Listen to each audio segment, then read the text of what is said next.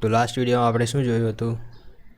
તો લાસ્ટ વિડીયોમાં આપણે મોમેન્ટ એરિયા મેથડ અને એના પછીની બીજી એક મેથડ હતી તે મેથડ વિશે એક્ઝામ્પલ જોયો હતો. કઈ મેથડ હતી? મેથડનું નામ આપણે જોઈ લઈએ. તો હતી મેક્યુલેસ મેથડ. બરાબર. હવે એના પછીની મેથડ જોઈએ આપણે. કઈ મેથડ છે? Conjugate beam method. Conjugate beam એટલે કે રેપ્લિકેટ બીમ, એટલે કે બીમ છે તેને આપણે બીજા અલગ પ્રકારના બીમમાં કન્વર્ટ કરીશું. બરાબર. તો મેથડ ક્યારે ક્યારે અપ્લાય થઈ શકે? તો પ્રિઝમેટિક બાર હોય, નોન પ્રિઝમેટિક બાર હોય, કશે પણ એપ્લાય થઈ શકે છે. બરાબર. બીમ કન્ટેનિંગ ઇન્ટરનલ હિંજ અને લિંક. હવે આગળની જે મેથડ હતી તેમાં આપણે જોયું હતું કે ઇન્ટરનલ હિંજ અથવા ઇન્ટરનલ લિંક હોય તો ત્યારે ભાઈ એ મેથડ અપ્લાય નહીં થાય, પરંતુ હવે જે મેથડ છે અહીંયા કોન્જ્યુગેટ બીમ ઇન્ટરનલ હિંજ હોય તો પણ એપ્લાય થઈ શકે છે.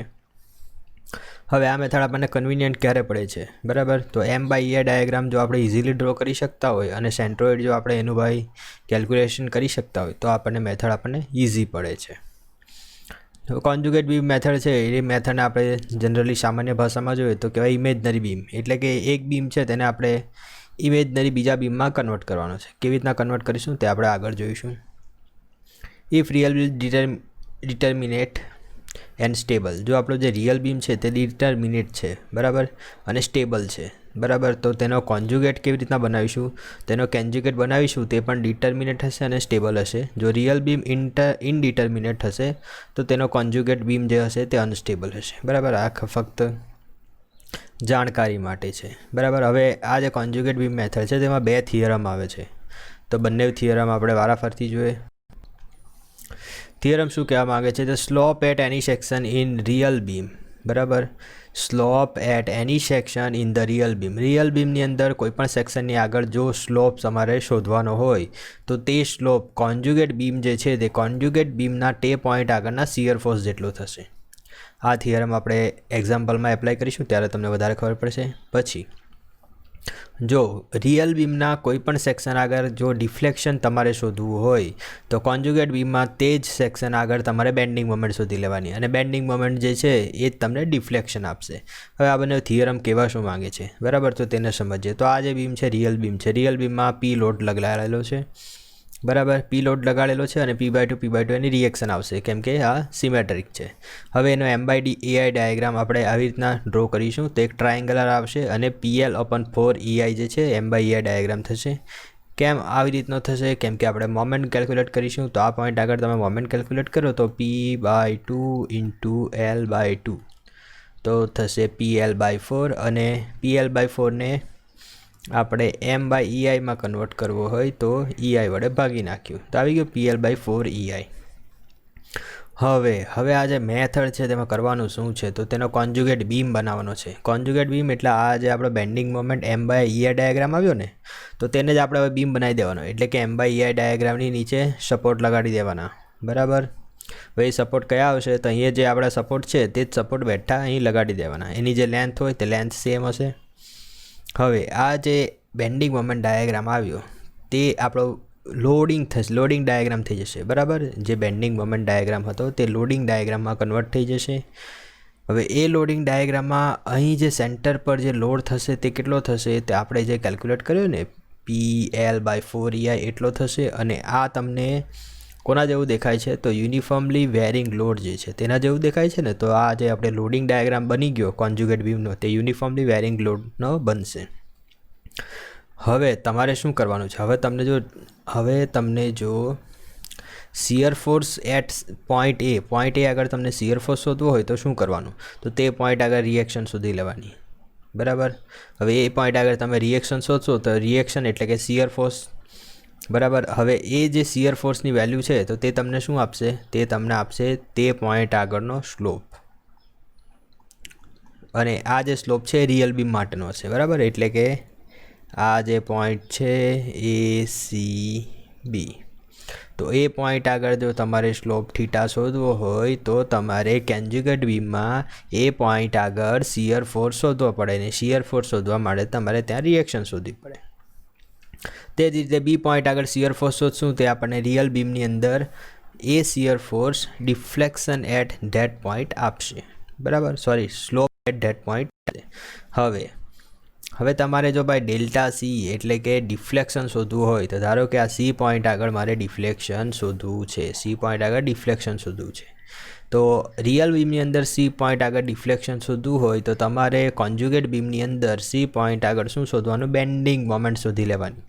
એ બેન્ડિંગ મોમેન્ટ તમને સી પોઈન્ટ આગળ રિયલ બીમની અંદર શું આપશે? ડિફ્લેક્શન આપી દેશે. બરાબર. તો આ તો થોડું આપણે થિયરેટિકલી સમજીએ, એક્ઝામ્પલમાં એપ્લાય કરીએ. તો એક એક્ઝામ્પલ છે, એ અને બી સુધીનો આપણો જે બીમ છે, બીમનો આટલા ભાગમાં આઈ છે મોમેન્ટ ઓફ ઇનર્શિયા અને આટલા ભાગમાં 2i મોમેન્ટ ઓફ ઇનર્શિયા છે. 4 મીટર લેન્થ છે અને 50 કિલોન્યુટનનો લોડ લાગે છે. આ બીમ જે છે તે સિમ્પલી સપોર્ટેડ બીમ છે, તો તેનો આપણે ફ્રી બોડી ડાયાગ્રામ બનાવીએ. તો એ પોઈન્ટ આગળ રિએક્શન એ, બી પોઈન્ટ આગળ રિએક્શન બી, 50 કિલોન્યુટનનો લોડ લાગે છે, 4 મીટરની લેન્થ છે. તો આ 50 આપણો જે છે તે રિએક્શનમાં આપણે બદલીએ તો બંને બાજુ અડધું અડધું થઈ જશે. હવે સી પોઈન્ટ આગળ તમારે બેન્ડિંગ મોમેન્ટ શોધવી હોય આ પોઈન્ટ આગળ, તો શું કરવાનું? આપણી જે રિએક્શન છે તેને 4 વડે ગુણી નાખીએ તો તેટલી આવી જશે સી પોઈન્ટ આગળ બેન્ડિંગ મોમેન્ટ.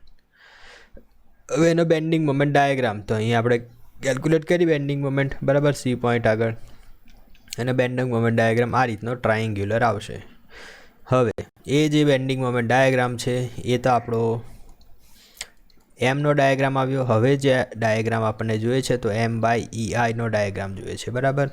તો આ બાજુનો ભાગ હતો ત્યાં આપણું મોમેન્ટ ઓફ ઇનર્શિયા કેટલી હતી? I, અને જમણી બાજુના ભાગમાં 2i છે, બરાબર. તો આ સેક્શનમાં I હતી, આ સેક્શનમાં 2i હતી.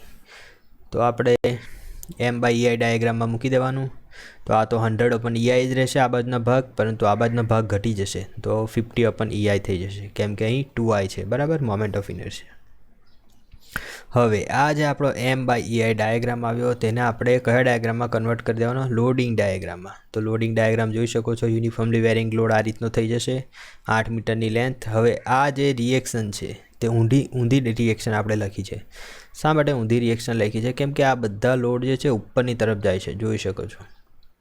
જો નીચેની તરફ આવતે તો આ રિએક્શનની ડાયરેક્શન ઉપરની તરફ થતી, એટલે આ બંને ડાયરેક્શન આપણે ઊંધી લીધેલી છે. લખ્યું પણ છે reaction downward because loading is upward. હવે આપણે કોન્જ્યુગેટ બીમની જે છે રિએક્શન શોધવી પડશે. તો રિએક્શન શોધવા માટે આપણને ખબર જ છે કઈ રીતની મેથડ એપ્લાય કરે છે.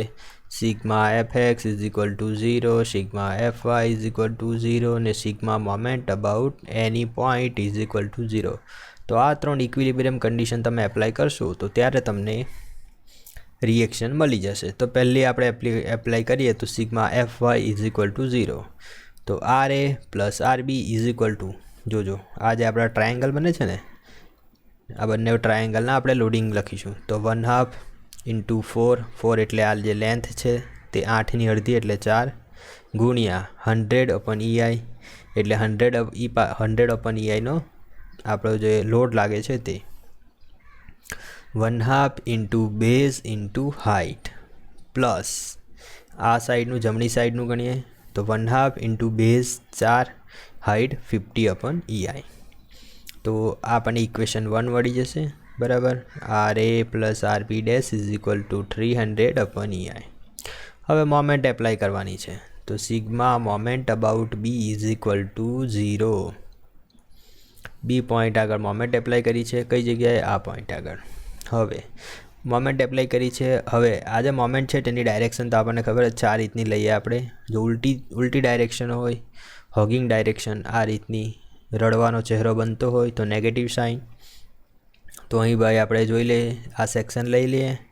સેક્શનની RA જે છે નીચેની તરફ જાય છે, તો આ નીચેની તરફ તો નેગેટિવ આવશે. તો નેગેટિવ RA' મલ્ટીપ્લાઇડ વિથ આ જે આખું ડિસ્ટન્સ છે બી પોઈન્ટથી એ પોઈન્ટ સુધીનું ડિસ્ટન્સ 8 વત્તા હવે આ જે લોડિંગ લાગે છે તે બધા લોડિંગ કઈ તરફ છે? ઉપરની તરફના લોડિંગ છે, બરાબર.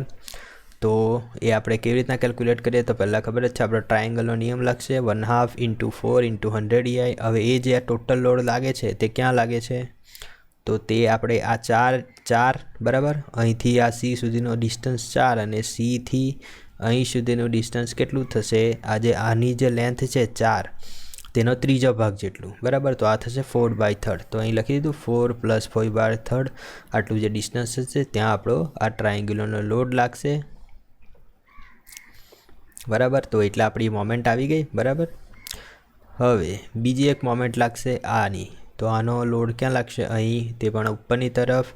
અને એ જે ડિસ્ટન્સ છે અહીંથી અહીં સુધીનું તે કેટલું થશે? તે આપણે 4 જે આવે છે તે 4નું 2/3 જેટલું, બરાબર. કેટલું થશે? 4 × 2/3.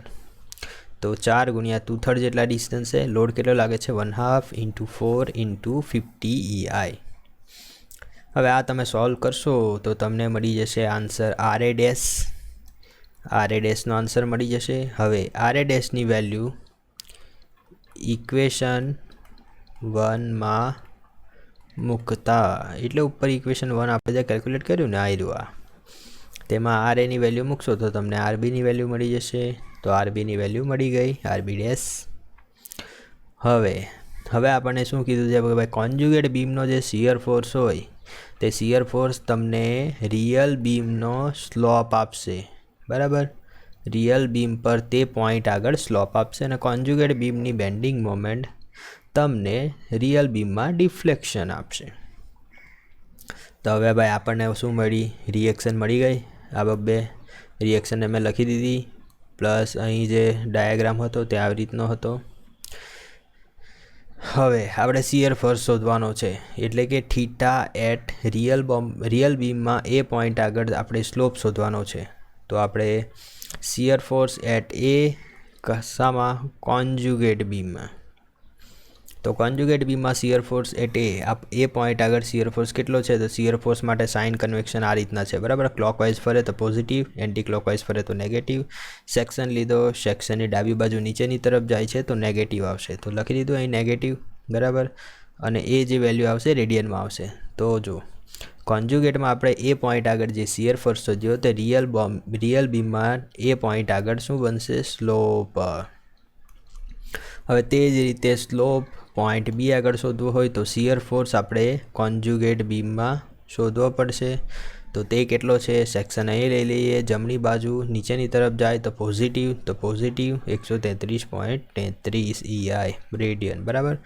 તો આપણે સ્લોપની વેલ્યુ આપણા જે રિયલ બીમ છે તેની અંદર મળી ગઈ. તો સી પોઈન્ટ આગળ તમારે હવે શિયર ફોર્સ કેલ્ક્યુલેટ કરવાનો છે, બરાબર. તો શિયર ફોર્સ કેલ્ક્યુલેટ કરવા માટે પહેલાં તો આપણે ઉપર જવું પડશે. ઉપર જઈને જોઈ આવીએ, બરાબર. સી પોઈન્ટ આગળ શિયર ફોર્સ શોધવાનો છે, ફિગરની અંદર તમે જોઈ શકો છો, બરાબર. તો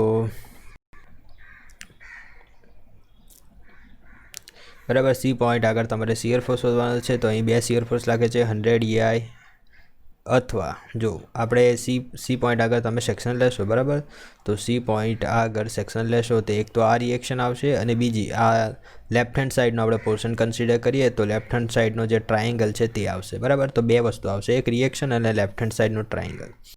તો તે મેં અહીં લખ્યું છે, એક જ જોઈ લેજો, બરાબર. આ જે રિએક્શન છે લેફ્ટ હેન્ડ સાઈડની તે જોઈ. હવે રિએક્શન આપણી નીચે તરફ જાય છે તો આપણને ખબર જ છે કે લેફ્ટ હેન્ડ સાઈડ નીચેની તરફ જાય તો આ જે આ બનશે એન્ટી ક્લોકવાઇઝ બનશે, તો આપણું નેગેટિવ હશે. તો નેગેટિવ રિએક્શન લઈ લીધી, બરાબર. અને બીજો જે આપણો ટ્રાયેંગલ બને છે તે તો ખબર જ છે, 1/2 ઇન્ટુ આ જે ટ્રાયેંગલ હતો, બરાબર. 1/2 ઇન્ટુ આ જે બેઝ અને આ આપણી હાઇટ હતી કેટલી? 100/EI લખી દીધી, બરાબર. તો શિયર ફોર્સ શોધવાનો છે તો આ તમે વેલ્યુ મૂકશો, બરાબર. તો તમને આટલા રેટનો શિયર ફોર્સ મળશે અને એ કોન્જ્યુગેટ બીમનો જે શિયર ફોર્સ છે તે જ આપણને રિયલ બીમમાં સી પોઈન્ટ આગળ ડિફ્લેક્શન આપશે, બરાબર. સોરી, ડિફ્લેક્શન નહીં, સ્લોપ આપશે, બરાબર. હવે જો ડિફ્લેક્શન તમારે શોધવું હોય સેન્ટર પર, તો કેમ કે ડિફ્લેક્શન એટ બોથ આપણા જે આ જે અહીં ને અહીં હિંજ હોય, બરાબર. તો આ બંને પોઈન્ટ આગળ ડિફ્લેક્શન તો તમારું 0 આવશે, પરંતુ આ જે વચ્ચેનો પોઈન્ટ છે ત્યાં તમારો બીમ આ રીતના સેક કરશે તો વચ્ચેના પોઈન્ટે ડિફ્લેક્શન આવશે. તો એ જે કોન્જ્યુગેટ બીમ છે ત્યાં સી પોઈન્ટ આગળ તમારે બેન્ડિંગ મોમેન્ટ શોધશો તો તે તમને ડિફ્લેક્શન આપી દેશે રિયલ બીમમાં સી પોઈન્ટ આગળ. તો હવે જે આપણે વચ્ચેનો પોઈન્ટ હતો તો ત્યાં એક તો રિએક્શન મલ્ટીપ્લાઇડ વિથ આ જે લેન્થ હતી, આ જે આપણો બીમ છે, બીમ પણ અહીં રિએક્શન લાગશે નીચેની તરફ, બરાબર. તો આ જે રિએક્શનને આપણે 4 વડે ગુણીશું એટલી બેન્ડિંગ મોમેન્ટ, પ્લસ આ જે ટ્રાયેંગલ છે તે ટ્રાયેંગલમાં આ જે ઉપરની તરફ લાગે છે તે, અને એ કેટલા ડિસ્ટન્સે લાગશે, તો આપણું 4 મલ્ટીપ્લાઈડ બાય v1/3 બરાબર. તો 4/3 ડિસ્ટન્સે લાગશે બરાબર. તો આ રહ્યું, જો આ જોઈ લીધું તમે 4/3, અને આ જો આપણો આખો ટ્રાયેંગલ છે તે, તો RA ઇન્ટુ આ 4 ડિસ્ટન્સ છે અને આ 4/3 ડિસ્ટન્સ છે. તો આને સોલ્વ કરશો તો 400/EI આવશે, અને એ આવશે આપણી ડાઉનવર્ડ ડાયરેક્શનમાં. તો આ જે છે આપણને સી પોઈન્ટ આગળ ડેલ્ટા એટલે કે ડિફ્લેક્શન પણ આપી છે. તો આપણે સમ હતો, દાખલો હતો, તેની અંદર શું શોધ્યું, તો તેમાં શોધ્યું આપણે ABC પોઈન્ટ આગળ થીટા શોધ્યું, અને સી પોઈન્ટ આગળ એટલે કે મિડલ પોઈન્ટ આગળ ડિફ્લેક્શન ડેલ્ટા શોધ્યું બરાબર. થીટા એટલે કે સ્લોપ શોધ્યો, અને પછી ડિફ્લેક્શન શોધ્યું. કેવી રીતના શોધ્યું? કોન્જ્યુગેટ બીમની મદદથી. કોન્જ્યુગેટ બીમમાં આપણે સ્લોપ શોધવા માટે શિયર ફોર્સનો ઉપયોગ કર્યો, અને આમાં ડિફ્લેક્શન માટે બેન્ડિંગ મોમેન્ટ તે પોઈન્ટ આગળ બરાબર. Okay, so thank you so much for watching this video. મળીએ નેક્સ્ટ વિડીયોમાં. બીજી મેથડ કઈ છે જોઈ લઈએ, strain energy method. Okay, so bye, see and take care.